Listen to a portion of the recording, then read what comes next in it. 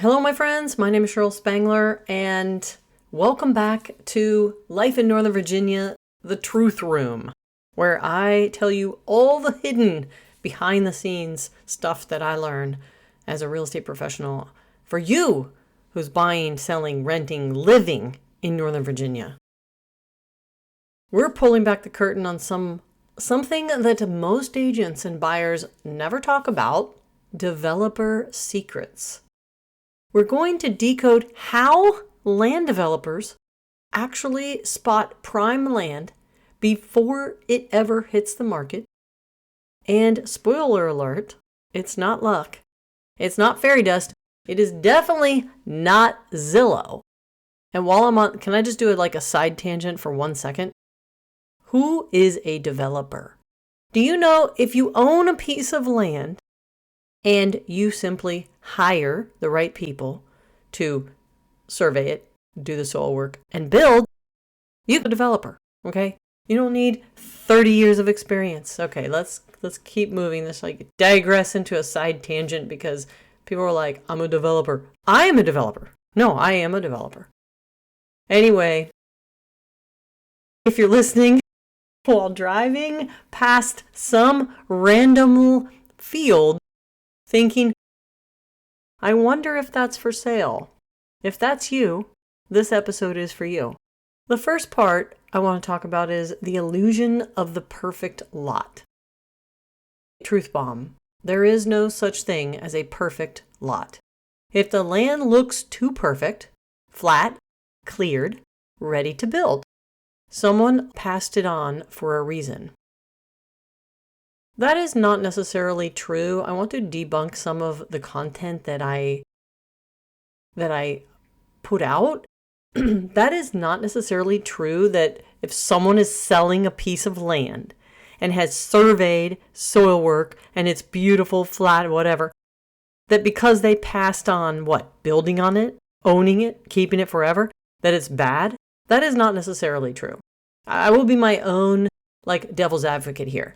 Because sometimes people want to have a piece of land, whether they've had it for a very long time, bought it as a group under tax auction, some kind of delinquent taxes, anything from someone off market. They will prepare it so that someone can actually build on it, and then they'll sell it for money. I mean, let's face it, you're either in it to own it or you're in it to make money on it. So it's not necessarily true that if someone passes on it, it's a bad piece of land. It's just something they didn't want to take more money to develop and build. So if people fall in love with how a lot looks instead of what it can do, my job actually working with investors and investors, is only to look at what it can do. What's the zoning? What can they build? What can they not build? What can they subdivide? How many subdivide? Literally, it's what can it do? You'd be shocked how many buyers call me and say, Cheryl, I found this beautiful piece of land with a creek and a mountain view. And I'm like, okay, great. Now, can you flush a toilet there? And let me play my own devil's advocate for that. I have realized that I don't think there's a piece of land anywhere. Someone can challenge me on this. I don't think there's a piece of land anywhere that can't have a septic. Now that we have these new alternative septic systems. Sure, you might find a builder who's anti-alternative septic, who says that's terrible, don't buy a home with alternative, don't build with alternative, don't put in an alternative, because it's a treatment tank, because it's going to cost money. Okay, I'm saying I don't think there's a piece of land out there that can't be built on. Because there are alternative septic systems that you can put on the shittiest of land. Literally. Here is what most people miss. Zoning rules, access. If you can't legally drive to it, you don't own much. Okay? Because a lot of land I see come on the market. And you see these white lines around the land. And if you don't have a public road, an access road, an easement for a road, and you are landlocked, meaning you can only access your amazing looking lot by driving over someone else's land, then that's no fun. It's going to cause a lot of issues. You're going to have to deal with neighbors. You got easement issues. So anyway, if you can't legally drive to it, you don't own much. 3 is environmental reports. Wetlands, flood zones, soil issues. I would challenge the soil issue thing because even the hardest of clay and the worst of soil can have an alternative septic. However, you definitely want to look at the FEMA floodplain. All these are layers available to you to click and view within your local county's GIS map. And you can find that by just simply going to Google or ChatGPT, whichever your search engine, and typing in the county you live in, space, GIS, space, mapper. The county you live in, space, GIS, space, mapper. And there's one for every county. Okay, there you go. It's free. It's public. Except there's one county, Rappahannock County in Virginia, that for some reason they lock that down and they don't allow you to have it free and you got to pay for it. The difference between available and developable land is like the difference between dating and marrying. One looks good in pictures and the other you actually have to live with. I think dating is actually very, very much relatable to real estate in so many ways. And if you like those analogies, I will continue to throw them in on my own personal experiences on how things relate like that. Okay. The second area, unmasking the developer mindset. You don't have to have extensive education to have a developer mindset. How do developers see what others don't? That's something that I think about all the time. We don't chase what's hot now. We chase what's going to be hot next. And that is something that I actually do talk about a lot. I throw that in a lot. Like, for example, once or many times on my social media, I've referenced how I do research on upcoming planning, upcoming county growth plan over the next 5 years. What does VDOT own right now? What is VDOT buying right now? What is VDOT holding right now? Meaning VDOT actually buys a bunch of land in different areas and they take it sometimes through eminent domain. They use it for construction sometimes to build other things, which are the things you want to know about coming down the pike. So sometimes I look at like, what is VDOT buying? What is the county's 5-year development plan? What are their restructuring of their zones looking like? What service districts are having changes? Where are they putting in public water and sewer? Just all these things are popping in my mind right now. That is chasing what is going to be hot next. Okay, so what's happening right now in Northern Virginia is, where's there a data center going? That's controversial. Some people think that means it's not going to be hot. Some people think it's going to make your values better. So it's like, that's a personal, I don't know, there's 50-50 controversy on that. My opinion is, where there's a data center, your values will go up. You can say what you want on that. But another example is studying the demographic and growth corridors. Like if Starbucks is opening 3 miles down the road, guess what? The rooftops are opening. Developers study demographics and growth corridors is the easiest way to say it. If Starbucks is opening 3 miles down the road, guess what? The rooftops are coming. And the reason is because they spend millions of dollars researching where people are, where are people going, and where they're wanting to go. So you can save some of your money and just kind of look at some of those things. Also, I use what I call the shadowland strategy. These are parcels sitting quietly near booming zones, not yet touched by big builders, but right in the path of progress. Another example, right now on Route 28 between Bristow, which is Prince William County, and Bealton, which is Fauquier County, Route 28 runs all the way down that corridor. There is very, very positive talk, not something completely signed yet. But I know it's coming. I know it's coming just from the growth. And I know it's coming just because the builders who are literally trying to buy up every piece of Midland Virginia, which most people haven't even heard of, Route 28 between Bristow and Bealton is going to expand beyond the current 2-lane highway to a 4-lane. And what they're going to do is, according to their community development notes, their 5-year plan, they're going to take the right side of the road going all the way from Bristow down to Bealton, which means anyone living on the right side is going to lose probably anywhere from 4 to 6 feet. But you're not going to lose it. You're going to be paid for them to take it. You're going to make money. So if you have road frontage, and today is November 1st, 2025, if you own land on Route 28 between Bristow and Bealton, you're going to at some point get paid for those feet that they're going to need to take to expand that road. That's Shadowland strategy, an idea there for you to look at.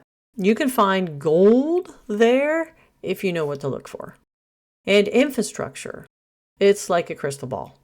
If the county's widening a road or adding a sewer line, the value is about to explode.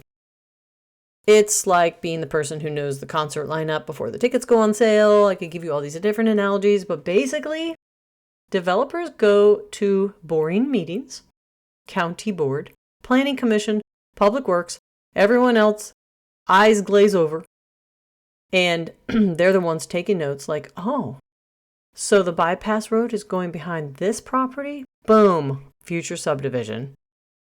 And I can tell you right now how I keep up on some stuff. Of course, I physically go onto my computer and I look at and look at the future plans. But guess what you can do right now? You can actually set up a search in ChatGPT for something specific from the local public planning and zoning office. Specify what you want ChatGPT to search for, in what county, in what department. This is all public, meaning it can scrape it, find it, scour the internet for it. And then you can ask it to send you every morning at 7 o'clock, or let's just say every Friday at 3 o'clock, everything that has come up in the week on planning and zoning in, for example, Fauquier County, that you should know about regarding expansion of roads, developing of new land, changing of service districts, and stuff like that. You can just set your parameter of search, assign ChatGPT to do that search at a certain time and a certain day, and boom, it will literally send you an email on that day. That's what I do. I set up a lot of different searches. Sometimes it just comes up with nothing and says nothing was found this week. Sometimes I might realize that something did come up and it didn't notify me, so I'll change the search. But basically, how else am I keeping up with absolutely everything? Not absolutely everything, but everything that's important to me, that's important to my clients. I set up searches. This is a way I've just decided to use AI instead of hiring someone to go do those searches, because frankly, humans have way too many errors, more errors. Anyway, let's move on.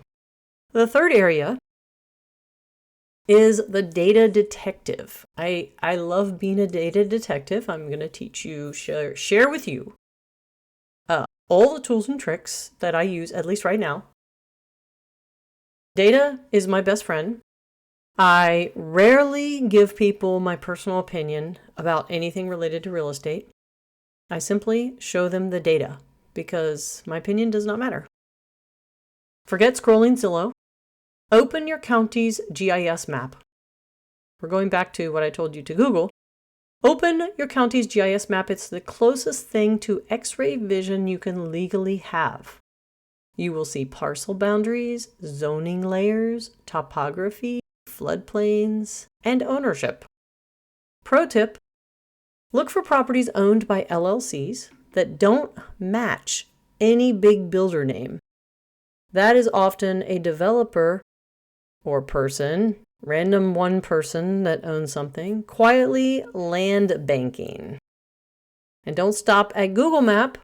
Check old permits, easements, liens. Sometimes a property's history will tell you why it's sitting. I will tell you that you can publicly search the county's permits. You can publicly, if you didn't know this, you can publicly go to the county portal, go to the county permit portal. Most every county has it.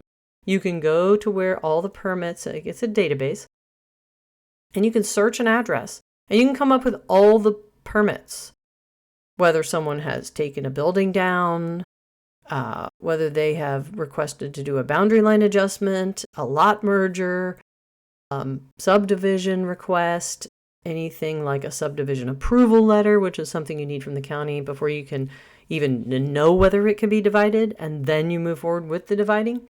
You can search any piece of land publicly on the local, in the local portal for permits for a county, and you can find out if that land has some kind of subdivision ability or literally anything you're looking for, to be honest.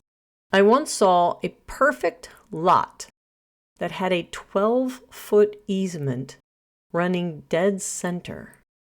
It was basically a driveway for someone else's cows. And that was probably someone who owned a piece of land behind it, and theirs was landlocked, so they had an easement to access it in perpetuity, which means forever. Okay, forever. So yeah, do due diligence. Doing due diligence can save you a small fortune and a big headache. So there's five areas. This fourth area is decoding the whisper network. Okay, this is my favorite part, the whisper network. This is the underground world of local intel, where the real deals happen before anyone else lists them.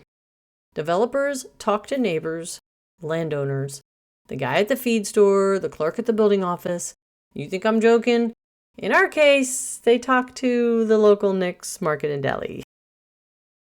Some of the best leads came from random small talk in hardware store lines. If you want to play this game, build relationships with surveyors, soil testers, excavators, real estate agents. Yep, me too. We're not just the lowly, who actually know land. Okay. And they'll tell you who's thinking about selling, who's in over their head, who just inherited 20 acres they don't want to deal with. And once you know, approach them quietly.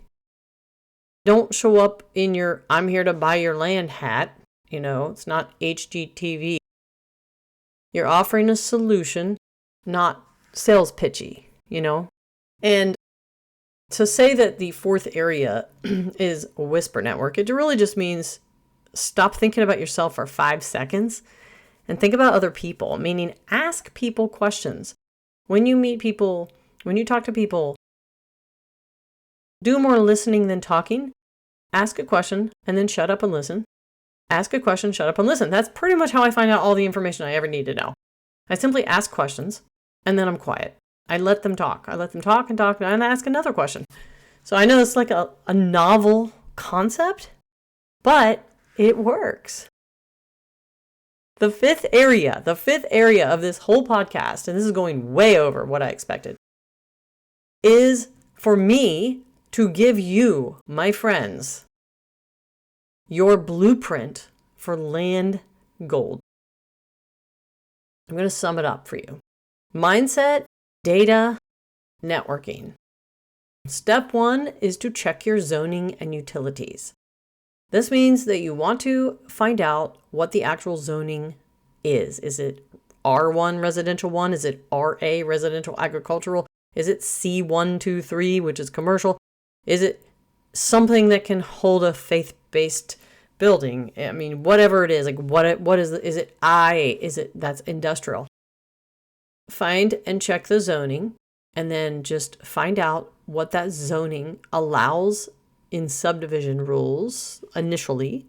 While you're looking at the zoning, you're looking for restrictions, you're looking for overlay network. What I mean by that is sometimes it's a zoned, let's just say R1, okay, which In the local county I work in, it means 1 home per 1 acre. But there's some areas that have an overlay district, like an airport overlay district, if there's an airport nearby, which means that yes, you may be able to subdivide as by right 1 home per 1 acre, but you will have to also accommodate for this overlay, district. So you just like check the zoning and check utilities. For example, another example, if I were to just look into the county, let's say on a parcel that I'm working on right now, it says R1. I can subdivide I can put 1 home on 1 acre. So a 25-acre lot should be able to be subdivided 20 times. However, if you look at utilities, and utilities are not public, and they are water sewer, then they have rules that say if you subdivide more than 7 lots, even though the R1 says you can have 1 per acre, 1 home per acre, the secondary rule is you can't divide more than 7 times if there's no public water and sewer. So it's like, check the zoning, check the utility. That'll almost give you every answer you need. But then step 2 is verify access and easements. Are you landlocked? Are you on a public road? How much road frontage do you have? Because there are rules. Every county is different. But let's say an R1 zoning, you only need 135 feet of road frontage in order to parcel something off. If you have like a piece of land with a super narrow road frontage, but then it widens, the land parcel widens once you get into the land, but not at the road, you'll kind of be screwed, because that means that you can't subdivide it where everyone has their own driveway, and you have to do everyone sharing a driveway, which means a major site plan, more money, more survey, more engineering, and ultimately it's going to be more time. Step 3 of this quick blueprint, number 1 was check zoning utilities. Number 2 is verify access and easements. Number 3 is review environmental and soil reports. Anyone can do this. You can go to the Virginia Health Department online and submit a request for the well and septic reports history in all of time that they have for that particular parcel number. And I do that probably 7 times a week, to be honest. Every single piece, every single parcel I'm interested in, I go to the health department and request soil work.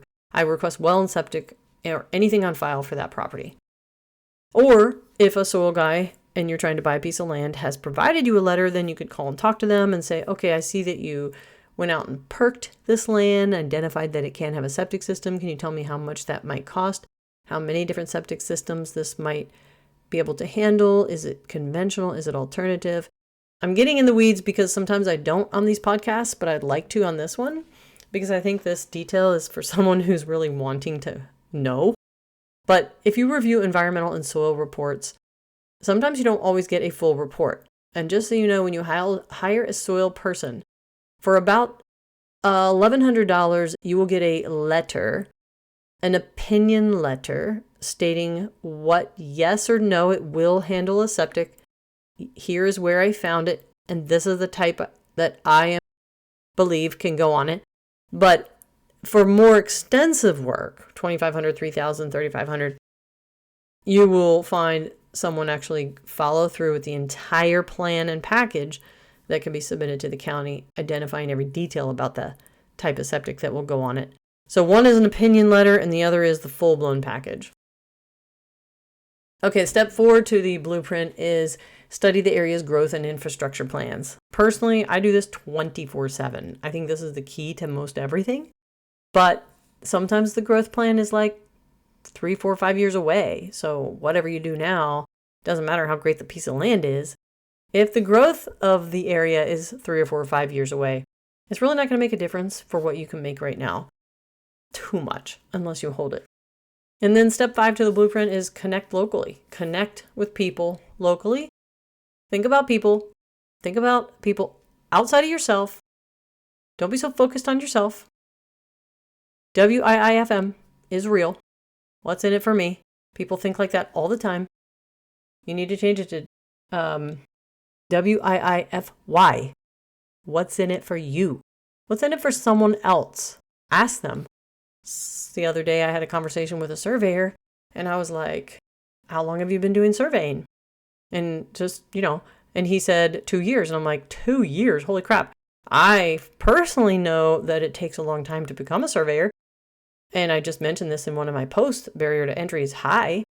It's not something you can just quickly do. So it must be that he just now got what he needed. Well, no, he told me that he actually was a licensed surveyor since 2008 and just now decided to start his own business. And before that, he worked for someone else and he was an engineer. And basically, he's super educated and has tons of knowledge, even though he said 2 years. He has actually like 15, 20 years. So just get to know people, ask questions, think outside your box, and become relatable. So even if one of those things is missing, the location, the legal clarity, future demand, you have what you need to find gold in land. Here is your challenge after listening to this podcast, if you're still with me. Go on your county's GIS site, pick a random area outside of a major town, and find 3 parcels that fit the shadow land criteria. One of those could be your next hidden gem. And when you find it, tag me on Instagram or Threads at Cheryl Spangler Real Estate, all run together.